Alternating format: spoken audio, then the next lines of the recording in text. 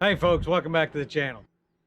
Today's project is unplanned purchase that I need to see if we can get working. I went to a guy's warehouse to look at some stuff for our house I thought that he might have for sale, and ran across this air compressor.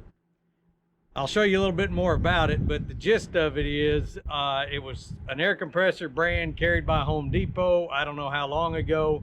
It was apparently damaged in shipping and returned, and the fella I bought it from ended up with it. These things, best I can tell, sold for about $775 when they were new. I bought it from him for $275, not knowing if I was buying a pig in a poke or not. So we're gonna get this thing out of its mangled up shipping crate and see if we can make it work. So hang around for some entertainment. I would say, without having looked at this, based on the crate that it came in, it was made in China, and I suspect that this air compressor has many cousins and siblings for different retailers that just painted a different color, or maybe even not. Because I've seen these type of shipping crates before. So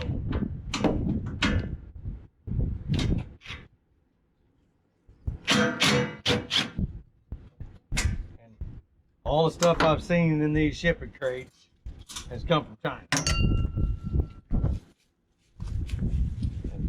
The reason I bought this thing, we've been looking for a gas-powered air compressor that we can take out on job sites, and it'd be convenient to drag around out here on the farm if we've got something out away from electricity that needs to be aired up. And it should have just enough CFM and pressure to be able to run some air tools. All right, to make this thing a little easier to work on, I went ahead and took it out of the bottom of that crate and moved it over here on my portable work table. This is what the thing is. It is a Professional Woodworker model or part number 09528. Says it's 6.5 horsepower, 9 gallon, 125 PSI max. Puts out 9.1 cubic feet a minute at 90 PSI, or 11.1 cubic feet a minute at 40 PSI. What this thing seems to be really made for is running air tools, brad nailers, that kind of stuff. And to give you an idea of how old it is, it looks like this is the return label that came off the bottom of that crate, and it says 11/30 of 16. So this thing was new in 2016, and it's been hanging around unused since then. In looking at it, there's parts that were missing. I had to go dig through my bolt bin and stuff to try to find pieces to put it together. The way this axle works, there's a couple of holes for cotter pins that go through there, and washers that hold the wheel in the middle, and then screws that or bolts that go in here, and that stuff was all missing. So I went and dug through all of my junk to see if I could find something. What I'm suspecting happened to this thing is it got dropped or turned over in that crate, because the recoil starter housing is bent. It's got that bound up. The air cleaner cover for this cylinder, the top of it's missing, and the housing is cracked, so I'm gonna have to figure something out with that. And the air cleaner for the carburetor, the threaded portion that goes inside the throat of the air cleaner that goes on the carburetor is broken off, so I'm gonna have to glue that back together. But the thing is basically brand new. Oh, and the fuel tank is bent, so the lid is kind of wedged on there. I'm gonna have to get that out and try to straighten the thing out. But it is clearly made in China. The engine paperwork says Jiang Dong, covers all these model numbers, so who knows. But I just noticed another bag stuck in here, and it might have those screws and stuff in it. Nope. That's the owner's manual for the air compressor. So we're gonna get it, try to see if we can get this thing together and get it to run, and see if we got something good or if we got a pile of parts that I can make an air compressor out of.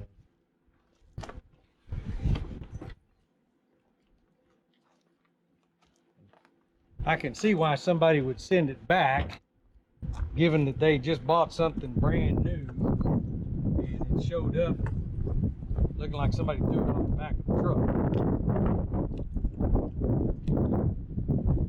And I don't have flat washers the right size, so I'm just going to use these lock washers because all they are is a spacer anyway.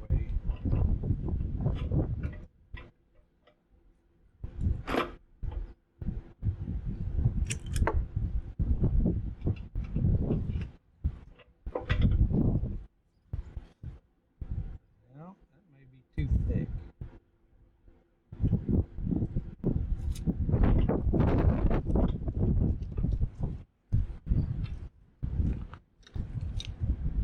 All I'm doing is closing this up so it's just a thick flat washer, a couple of inches, and spring it back around, and you end up with a little flat washer.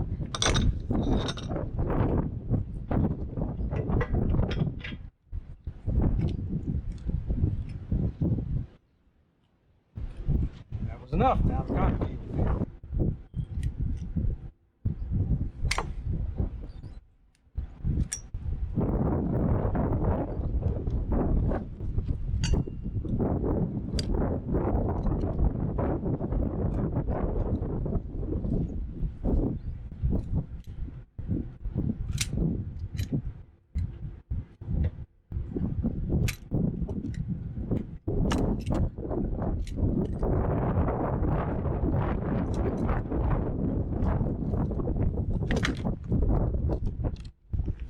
Like my big channel locks, I got those at a Tractor Supply. I needed them to work on a dozer when I was down in,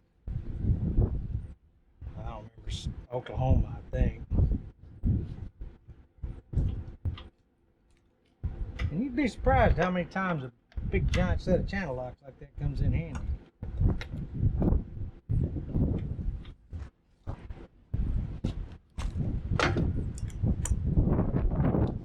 Okay, I think this is the right metric size bolt.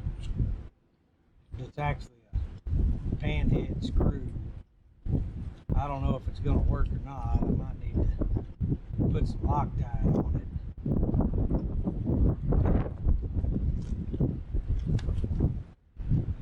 That looks pretty close.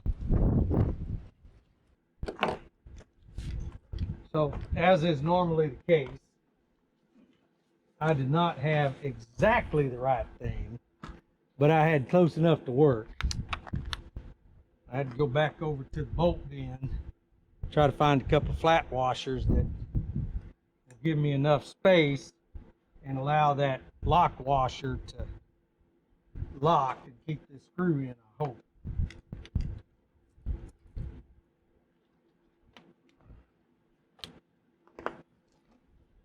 I had to dig through a bunch of old metric bolts that I had left over from my days as a Harley rider, and to tell you that they were relatively new Harleys because they were metric. And well, it could be KTM too. But why you don't throw away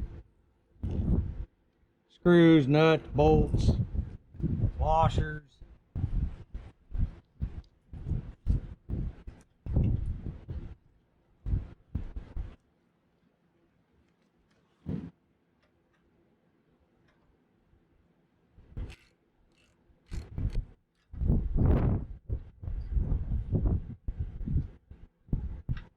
That's gonna work. So the next step is going to be to put the handles on it, and then Even if I don't get it working, it'll at least be somewhat mobile. Is that 10 millimeter? Yes, everything's 10 millimeter.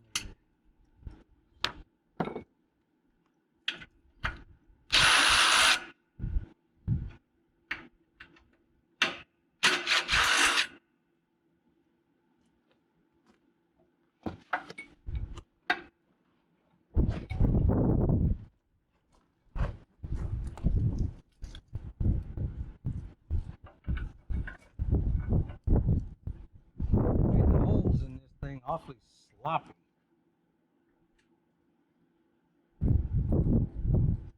If you're not familiar with a gas-powered air compressor, it's not like an electric air compressor where when you hit a certain pressure, the electric motor shuts off. Gas motor is going to run all of the time. And the way it sets the pressure in the tank is once you get it up to pressure, this is called an unloader valve.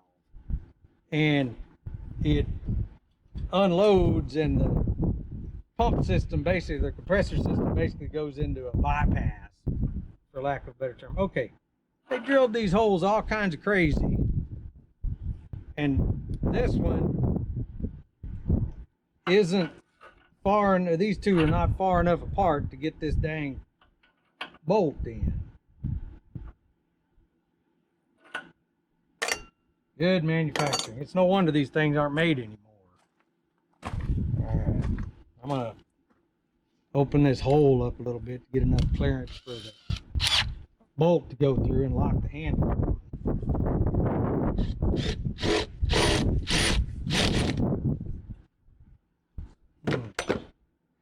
Drill's kind of like cheese. Definitely not precision manufacturing. I think I say this in every video, but man, I'm sick of this wind blowing.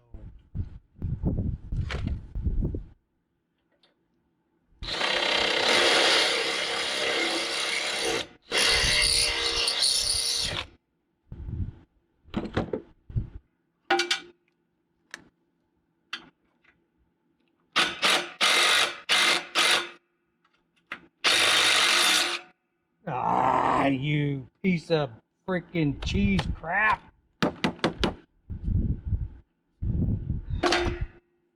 I wasn't even hitting that hard.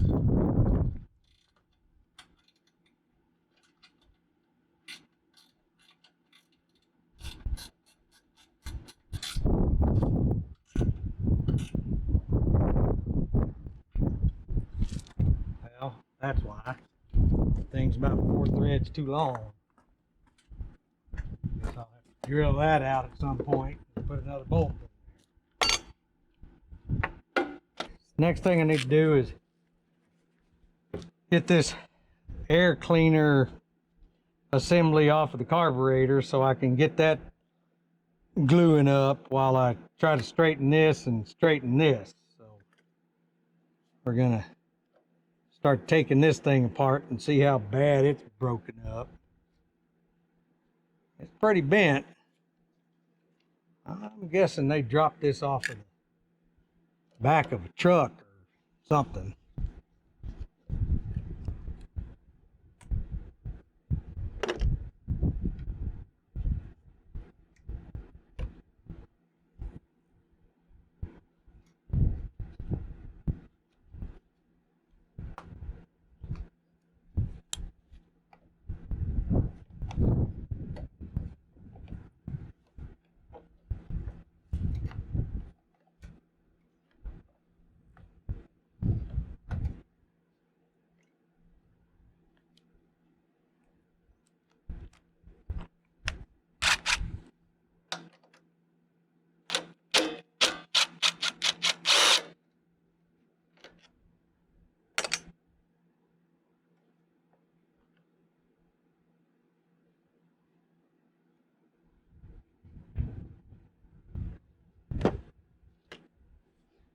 Screw hiding back there. Why didn't y'all tell me about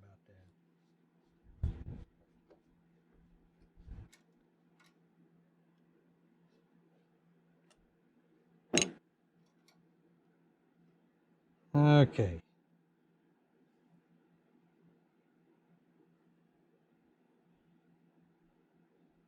Well, I would have expected to see an O-ring in that, but there's not. I don't know if it was glued and just came apart or what. But see how that's split? So that needs to be glued back together, and I guess based on these little dabs here, this needs to be glued back to the top of that.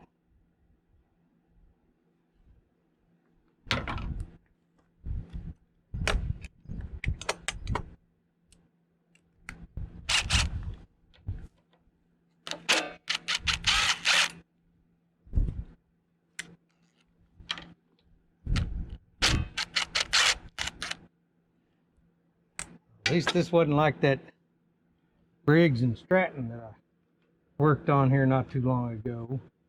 That the studs that hold the carburetor on had some kind of crazy thread or crazy head on the end of them, so you couldn't take them off with anything but a dang set of vice grips. I think I said in that video, probably the EPA trying to keep you from working on your own stuff. Alright, the choke works. Throttle's a little bent.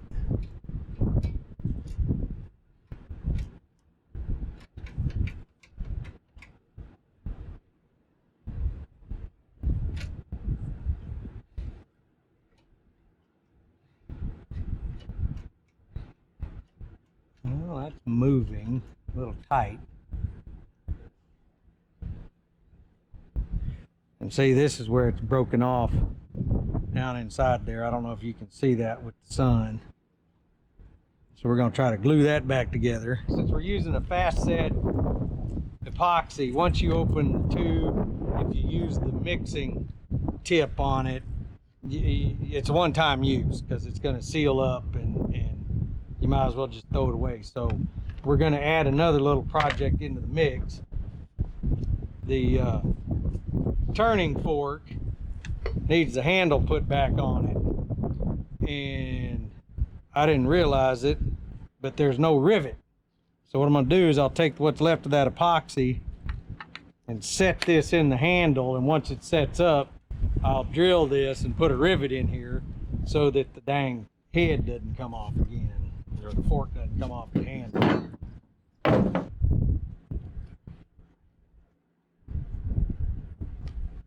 Of course, that's threaded down in there. And I don't know if this is going to hold or not, but I don't expect that I'll be able to get a replacement part for it since these are discontinued. And this is melted into the plastic, so it locks it in, so when you take the nut off the top, it doesn't unscrew.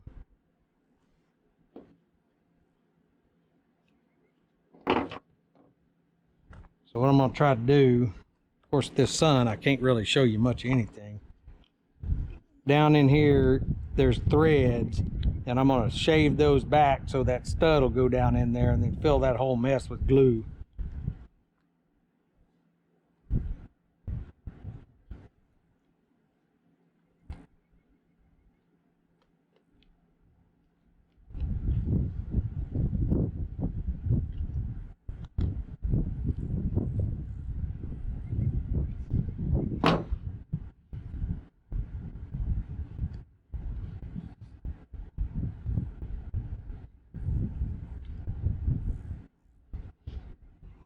That's pretty close.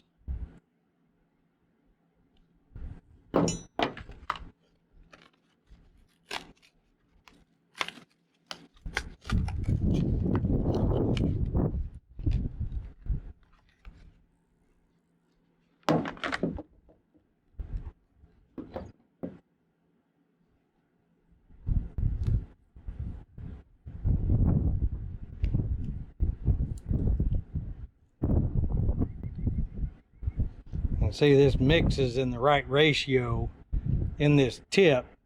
It's kind of like panel bond or one of those things that you get to work on cars.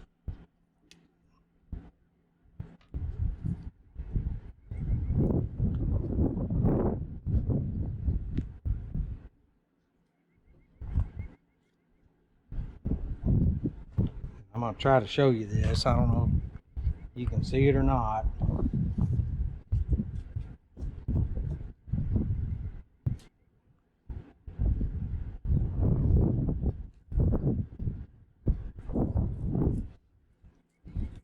See, I just basically filled up that whole cavity with epoxy.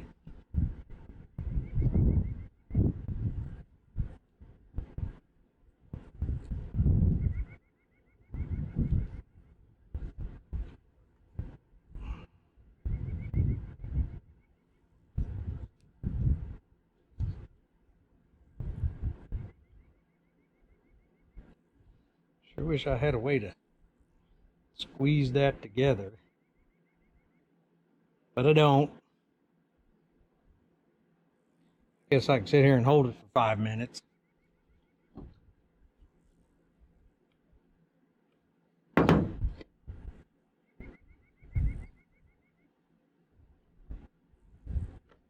While that stuff's setting up, we'll go ahead and see if we can stick this thing back together and get it ready to drill.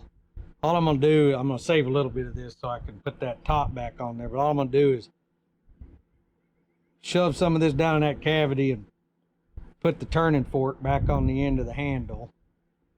And then once everything sets up, I will drill it and put a rivet in it so that hopefully we don't jerk the handle off again. I'm just letting gravity flow it down inside here.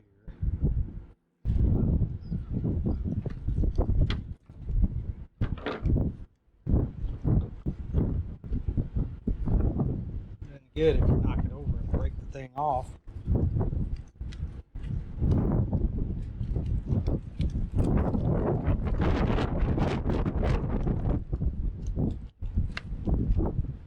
Alright, now we'll stand this up like so the glue will run back down.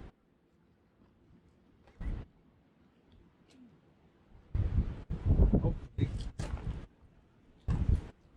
hold that in place. I'm not sure I like the way this is designed, because without this glued all the way around, it doesn't seal. So you're sucking air in underneath where the filter goes on top of that thing and bypassing the filter.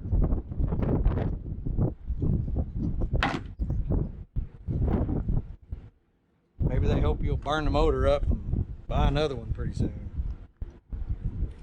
At our 5-minute setup time to get the initial set on this is up. It takes an hour to actually cure all the way. So I'm going to go ahead and take the remainder of that and close this up and put this thing back together and see if we've got a complete piece.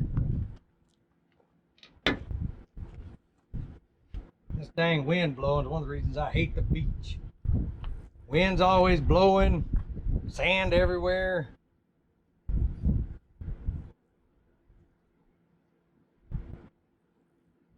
See, all I'm doing is laying a bead in around this recess so that when I put these two pieces together, it'll seal it off. And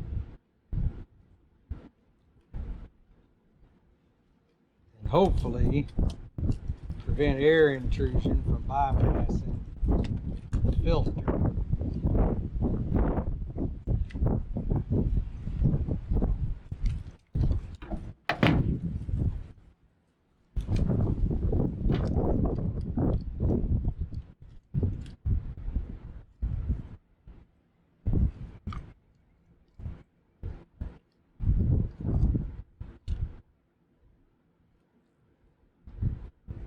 Set, but it's still sticky.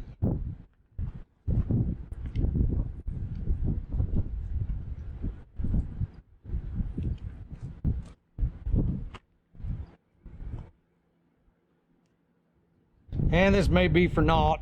As soon as I put the air cleaner on here in a little while, it may just break right off again, but we'll see.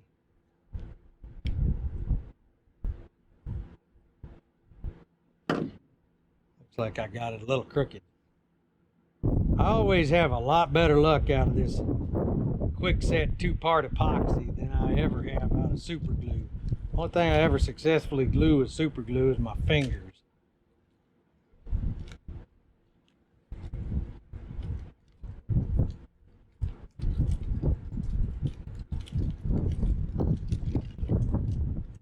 Yeah, I don't know how that thing would have ever kept air from going in underneath the dang filter. All right, we'll set that over there and let it percolate. We'll do something else. I turned this thing to see if we get a little better light for you to see by. I'm guessing those are probably 8mm holding that recoil starter on. So do we want to start with that, or do we want to start with the fuel tank? I think we'll start with the recoil starter because that's going to probably take the most work. And it says there's no oil in here. Put oil in before starting. Or always check the oil in your equipment before you use it if you're not familiar. Yes, those are 8mm.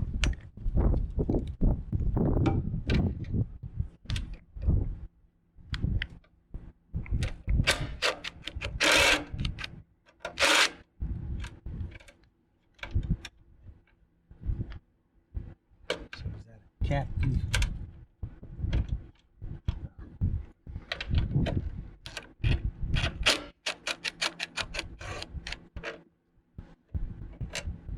The bottom one may be captive because it's bent.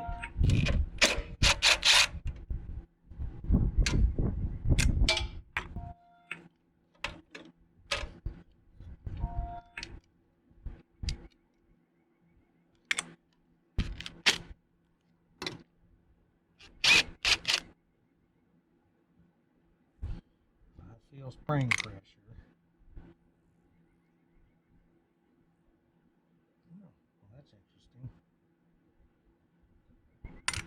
Huh.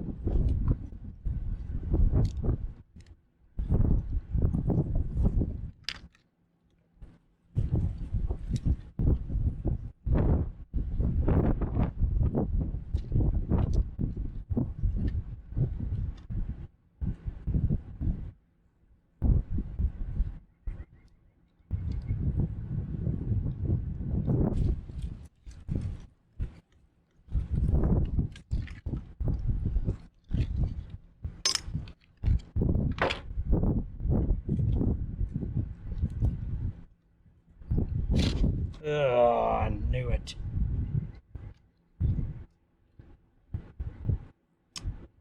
I hate these things. All right, let's see what we got here. So we've got, this thing clearly came over on this side. So this is smashed in and up. It's supposed to be shaped like this all the way around, and see how it's flattened out. That's why it was catching on the... God, I'm sick of this wind. So we're going to just try to gently tap that back out. The wind's blowing hard enough, it's about to blow the camera over.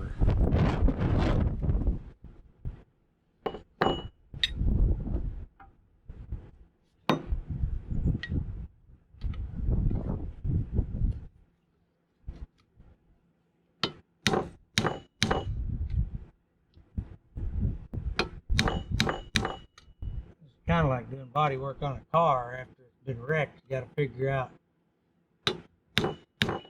how it was shoved in and start working your way back out. And bear in mind, I am not a professional bodywork guy. Most of my experience came from when I was a teenager, trying to straighten up messes I made of my own car.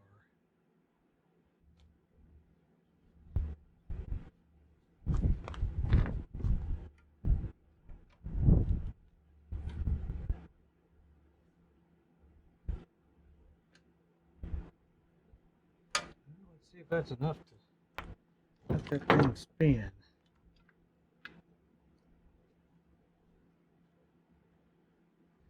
is not.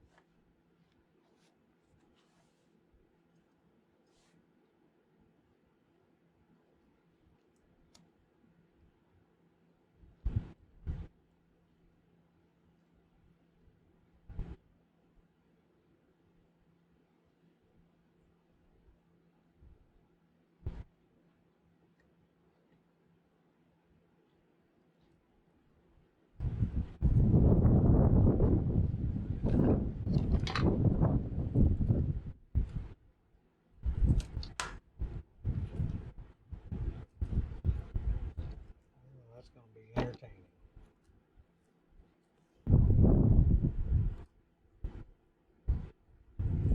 Pull it this way. That means it needs to wrap under the bottom.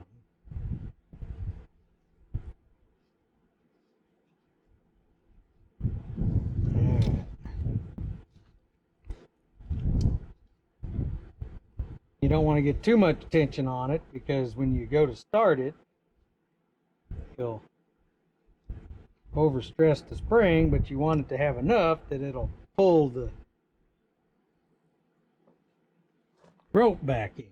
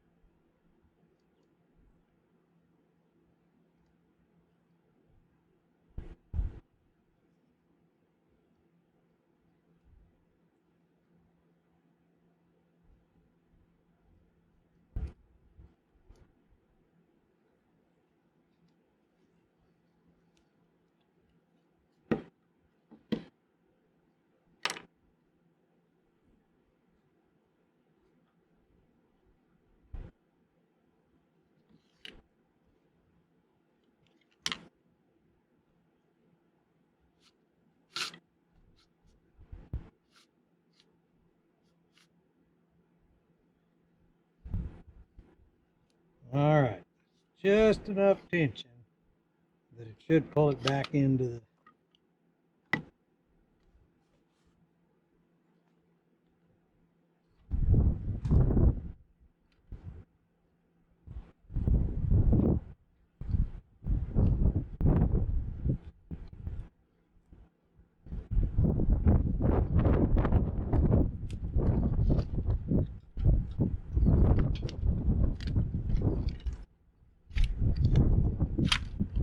there we go.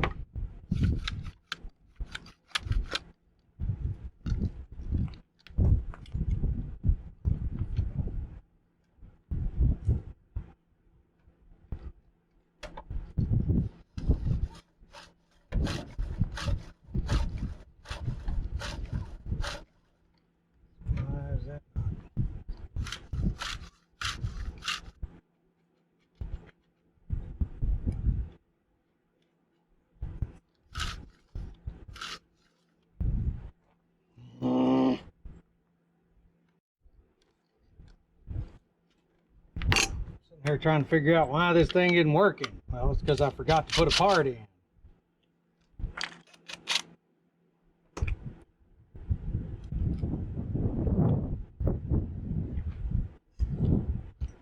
I forgot that spring.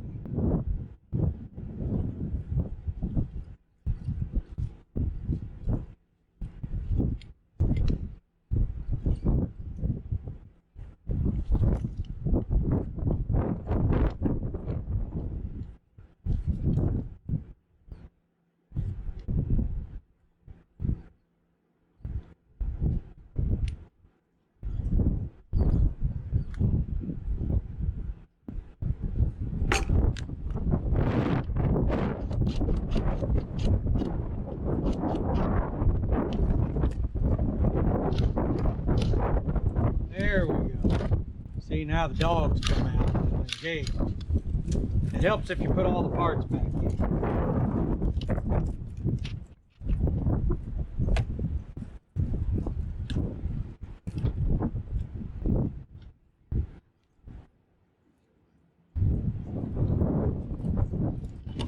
Well, that's a crazy place to have that thing. Because when you put the air cleaner and stuff back on, you're going to be pulling right across the road.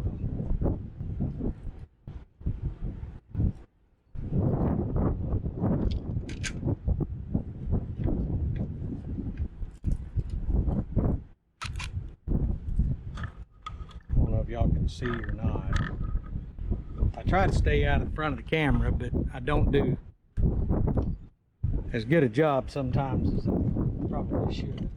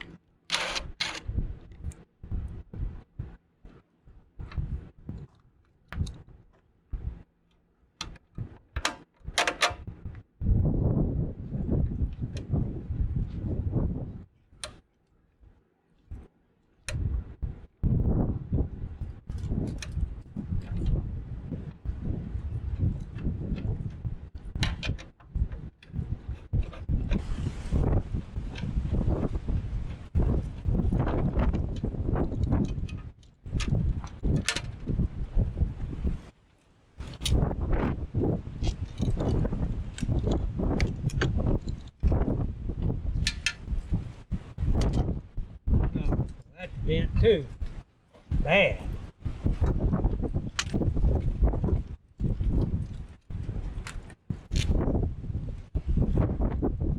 That would have hit the fan.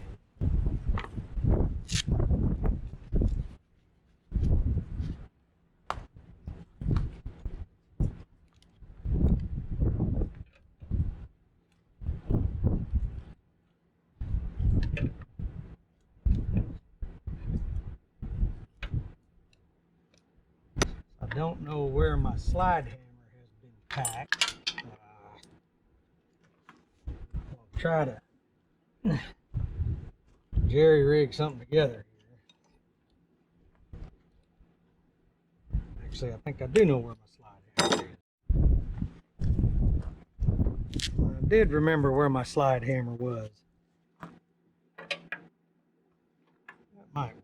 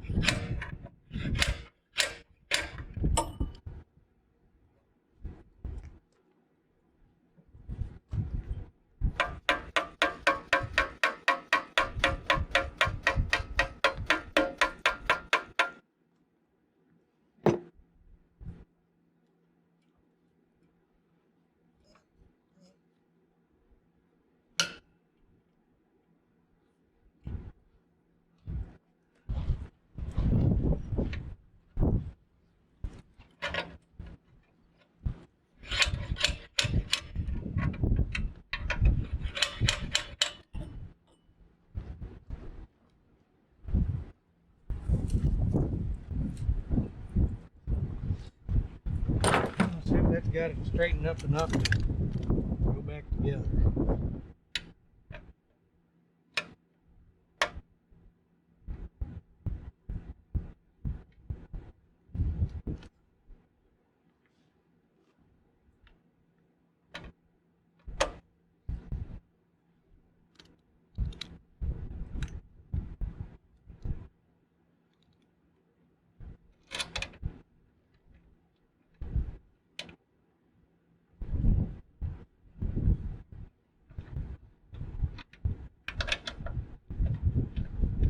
Broke the cardinal rule of reassembly. Don't tighten any of the bolts until all the bolts are started.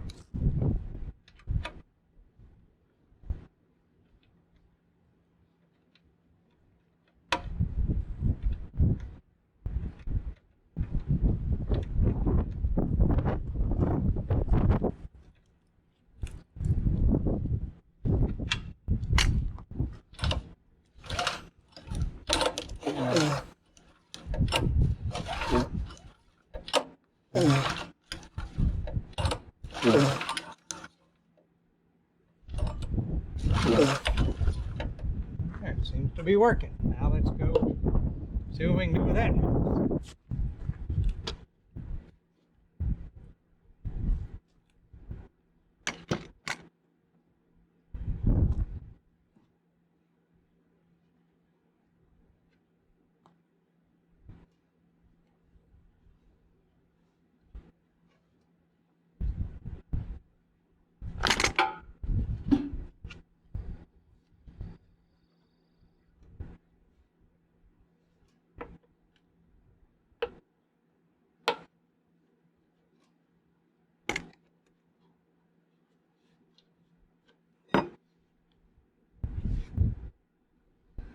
Oh, that is jacked up.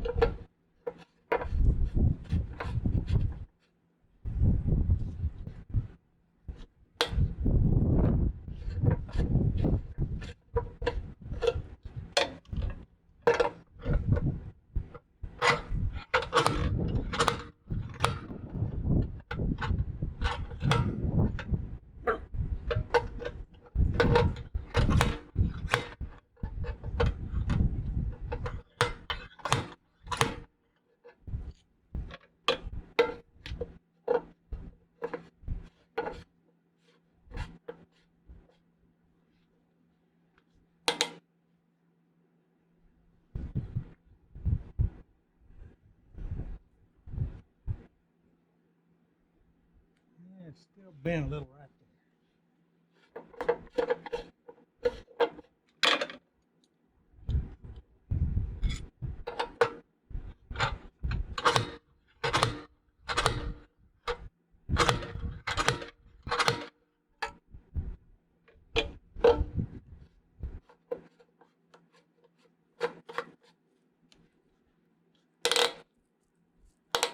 All right, I think that's fixed. So let's see if we can get the air cleaner back together. See if my glue held.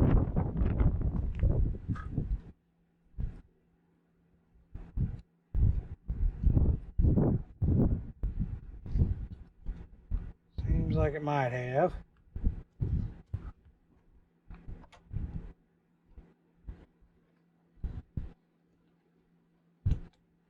I put all the EPA stuff back on.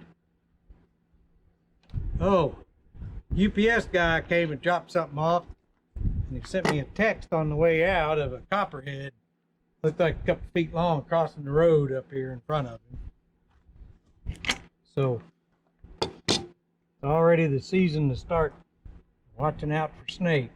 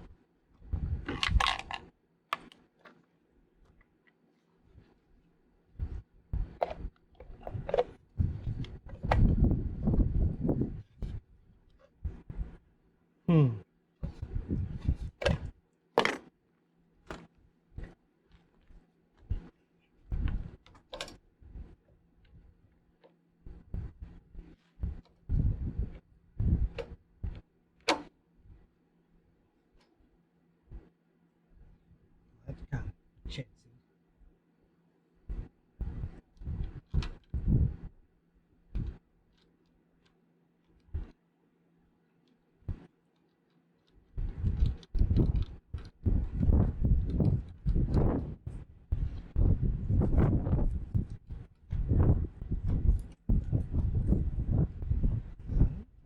That seems to be holding.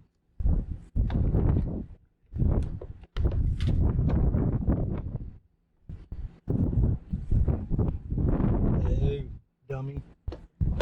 Why y'all keep letting me forget parts?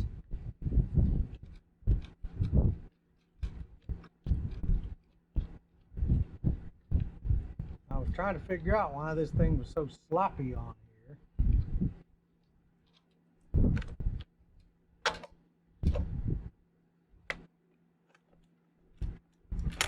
Because I'm forgetting parts.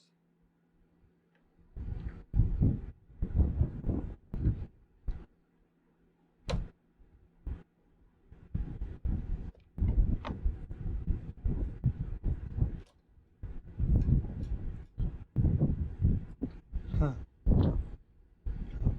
Okay.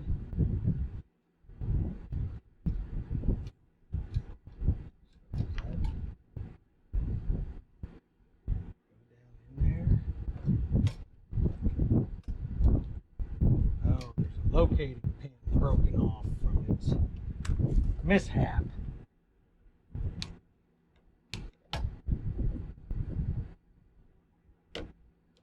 Huh. Yeah, this thing's not very airtight.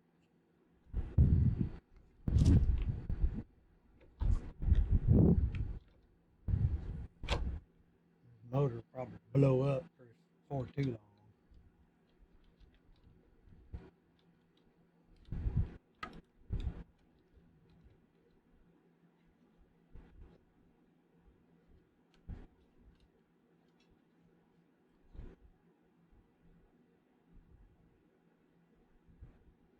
The glue seems to be holding pretty well, or the epoxy as it were.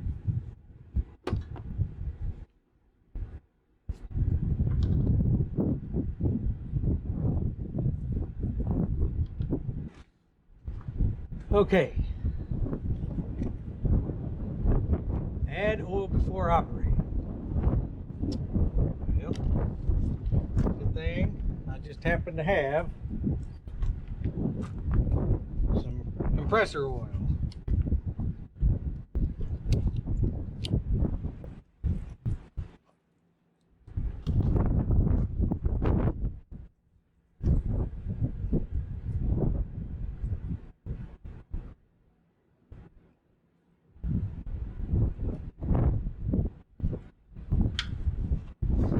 What we got to do is come up about halfway across that red dot there.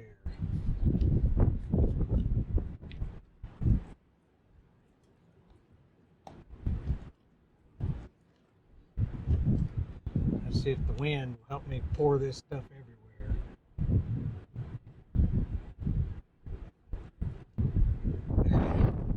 The wind didn't, but my aim is.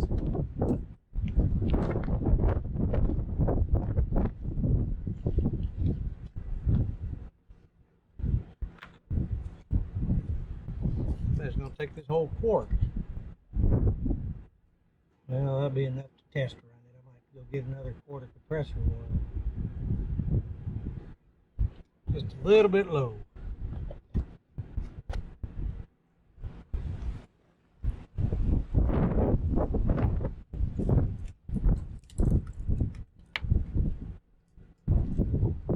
And we need motor oil. Let's see what it's supposed to take. It doesn't say. Oil gauge 13.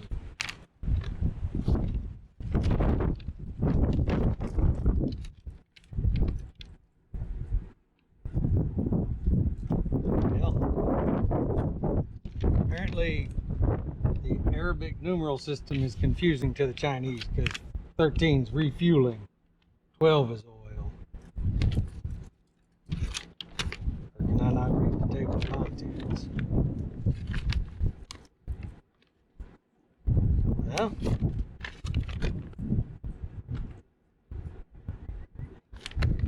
alright.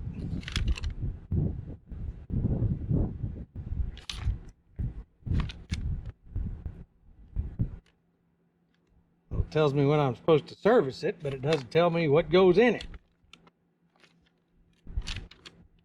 Here we go. 10W30. Well, let's see if I've got it.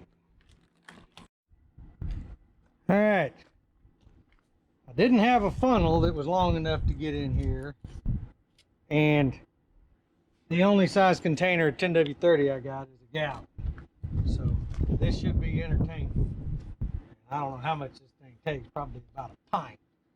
So I ought to be able to make a heck of a mess out of this.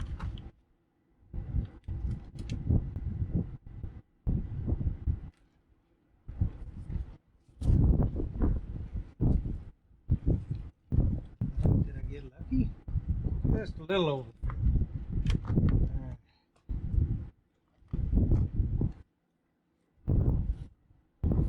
See, this thing's got a dipstick on it. Normally with these small engines, you just fill it up till it's at the lip of the fill hole. So I don't know. If you can get it, I know some parts of the country you apparently can't get it, but if you can get it in these small engines, you should always use non-ethanol fuel. Ethanol in this fuel eats up the so did I break that already? Yep. God dang it. Ethanol eats up the rubber components and the gaskets and all of that stuff in these small engines. It's really bad for them. Yep, broke bigger than snot. So that ain't gonna work.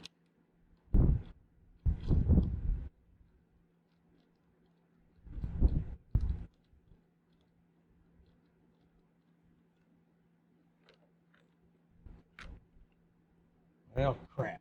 Well, we can try to see if we can get it to fire off anyway, and I'll worry about trying to replace that at a later date. Anyway, ethanol fuel is really bad for, well, pretty much everything, but it's really bad for these small engines because it tears up the carburetors and eats up the gaskets and all kinds of stuff. So if you can get it, run non-ethanol.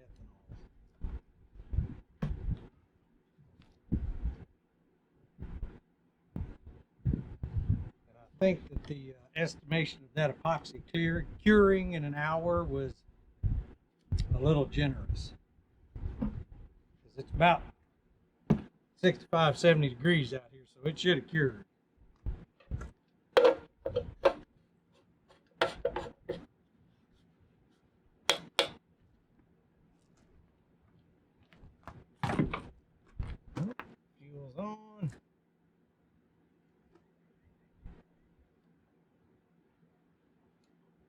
Should be choke.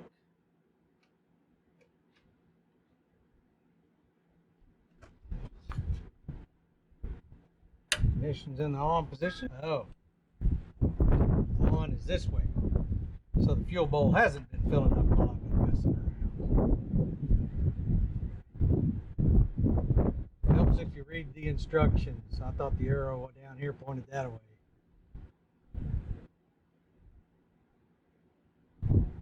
So fuel's on, choke's on, ignition's on, throttle's set a little bit.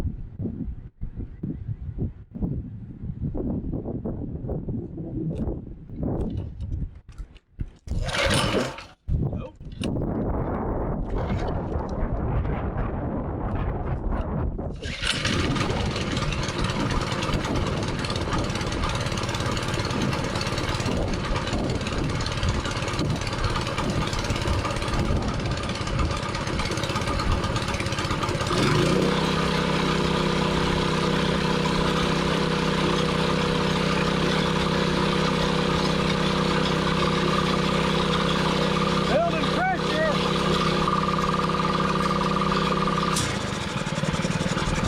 The unloader valve that just tripped and dropped it back down to an idle.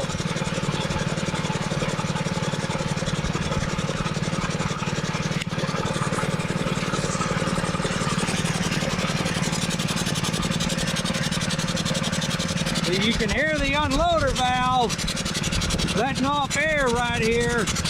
And when you use the air, drop it below a certain pressure, it'll kick back up to high idle.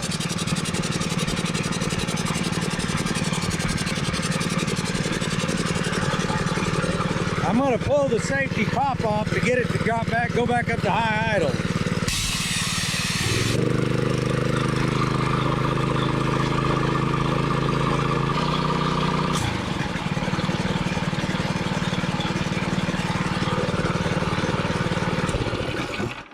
After I confirmed that this thing ran, I went ahead and ordered a replacement set of filters for the intake on the compressor head. So I started looking at these things and they don't really filter anything. I'll show you the back of them, the way they're made. The hole in the head, the intake hole, is threaded. It should be 1/2-inch pipe, which is pretty much standard. And the air cleaner housing that came on this thing doesn't seal. It's just a flat plate, no gasket on the back, no nothing. It's just a little plastic piece of crap. So it doesn't filter anything because it doesn't seal this intake off.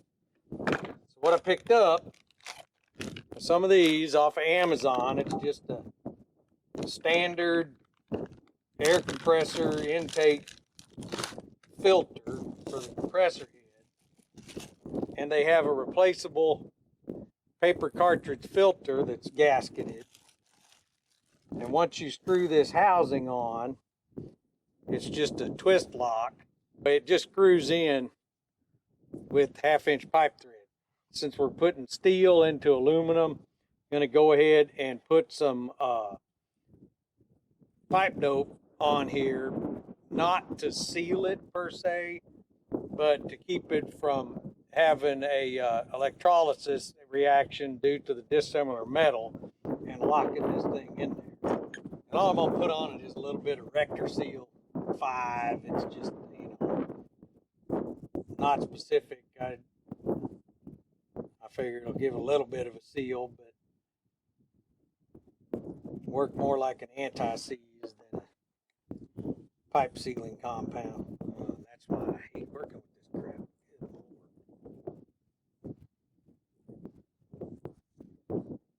This stuff and anti-seize, you just end up covered with it if you try to work with it.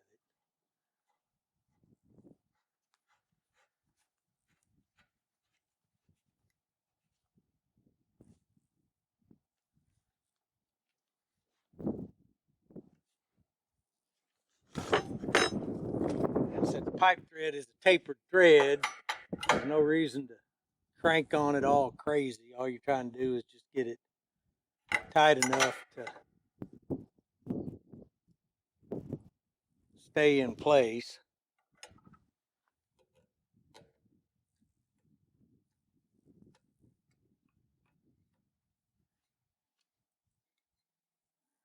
Take a file to that.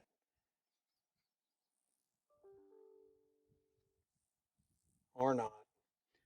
Anyway, you just replace the filter every so many hours. I forget what the lifespan is. And two, it depends on the environment you're working in.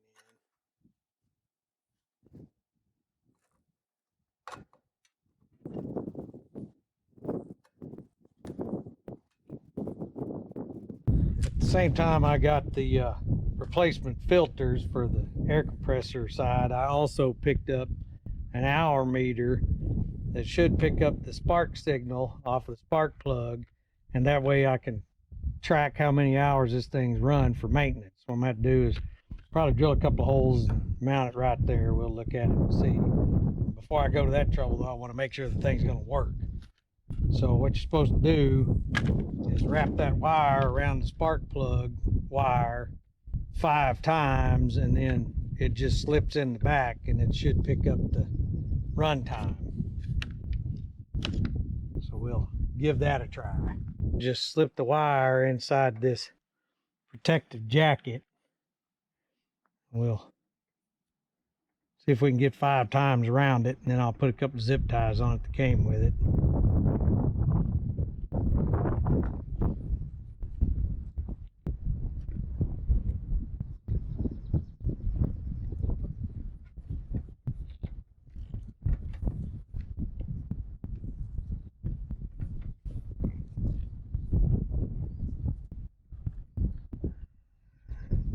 Looks like 5.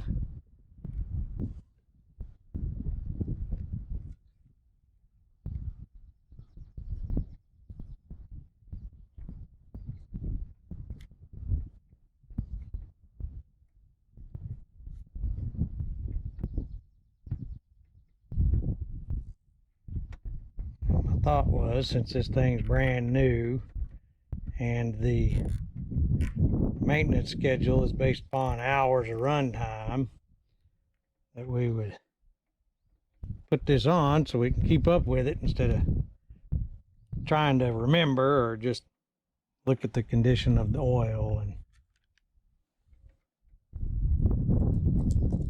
say that looks good or not.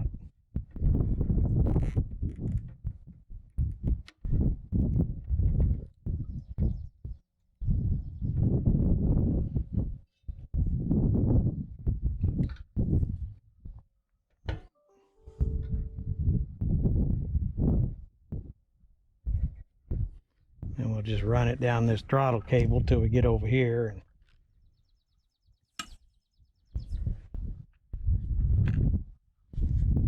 and then you just slip the wire in. I'm guessing it's got some sort of induction type pickup.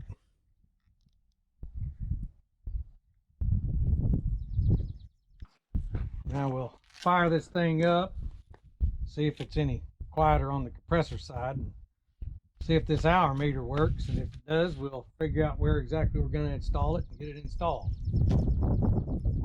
Choke's on, fuel's on, ignition's on.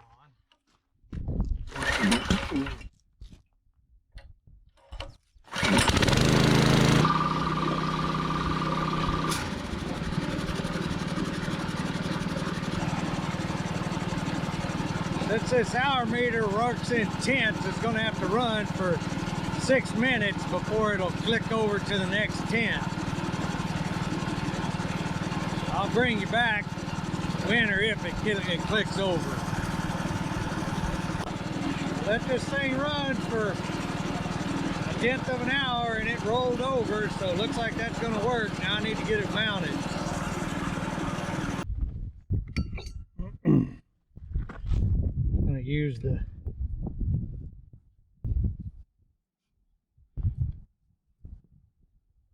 meter as the template, mark the holes.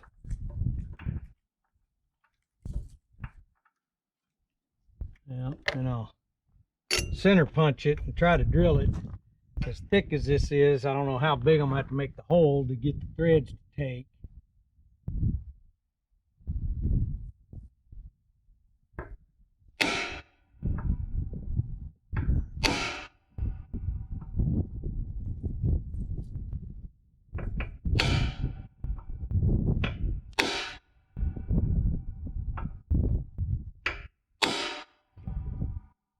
I'm gonna start a little small and work my way up.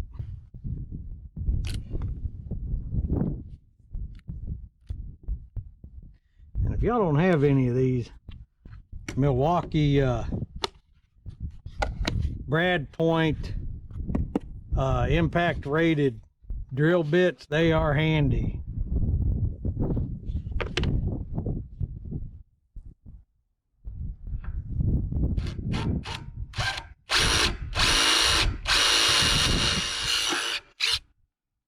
I think that's going to be too small, but we'll try.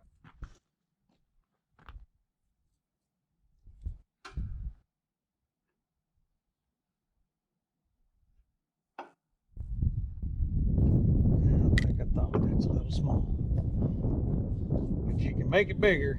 It's hard to make it smaller.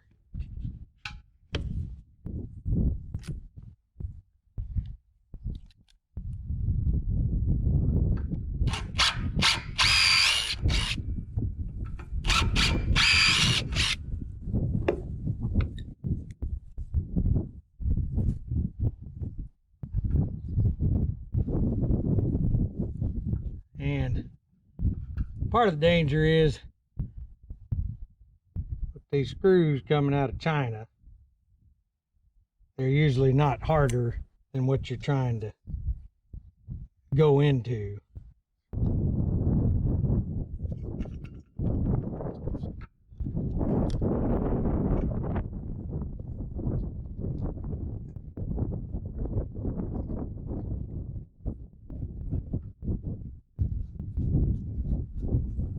Well, like I said, not hard, cheese metal.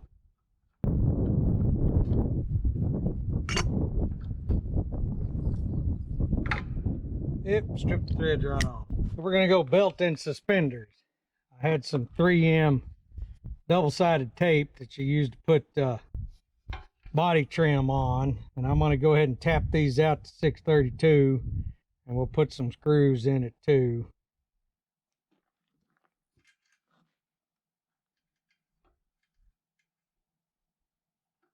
Provided I can do this without breaking the dang tap, because it's not really in a spot that's conducive to using a big T-handle, and I don't have one of the small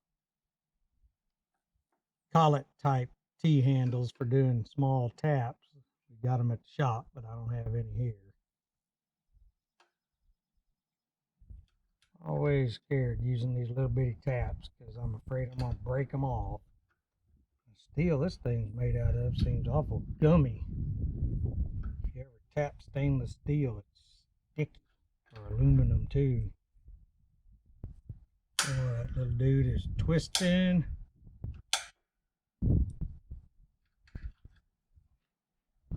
Don't know if this is gonna help much, but we'll try it.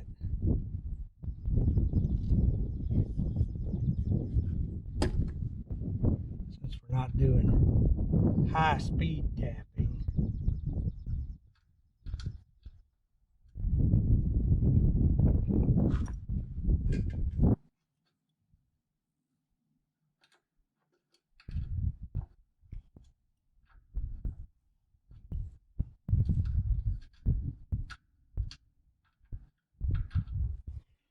Well, see if that worked. I didn't have any panhead Phillips screws that I could find easily. Alright. Well, that worked. Clean that WD-40 off with a little brake cleaner. So hopefully the tape will stick.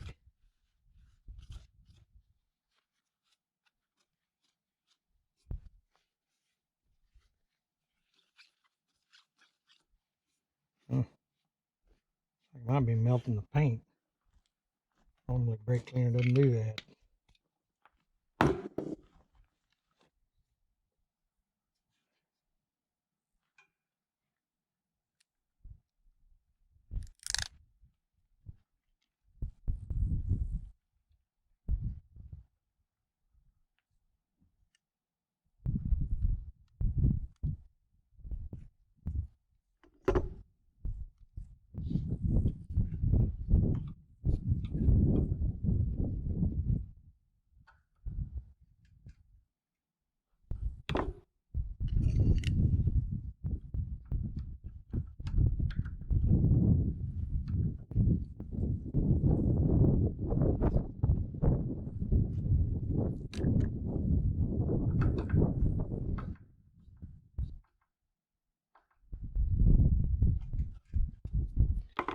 I don't know why they would have included soft, basically wood screws for something you're going to put on a piece of equipment.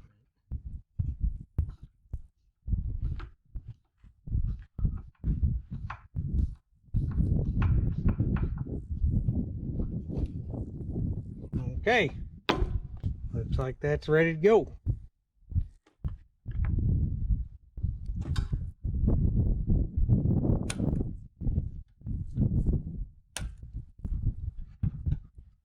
And if you want to keep from making sharp edges that'll cut you on these zip ties, just take a lighter and melt it a little bit. Gets rid of that sharp edge that will cut you. Okay, so I'm going to have to find an air cleaner for this because I re-glued it and it still didn't hold. So I think just putting the tension on that screw pulls it apart and separates that joint. So other than that, this thing's ready to go. All right, folks, well, thanks for hanging out with me. Looks like with the exception of the issue with the air cleaner and the epoxy letting go, and that could have been because I didn't give it enough time to cure, but according to the instructions, should have been enough. But looks like this is going to work. Everything seems to work as it should. The unloader valve works. The compressor pumps up, gets the pressure. So I think this was $275 well spent. So hopefully you learned something. Maybe you got a little entertainment out of it. If you liked what you saw, give it a thumbs up and subscribe, and you can keep up with all the other interesting things that we get wrapped up in. But thanks for watching, and y'all have a good day.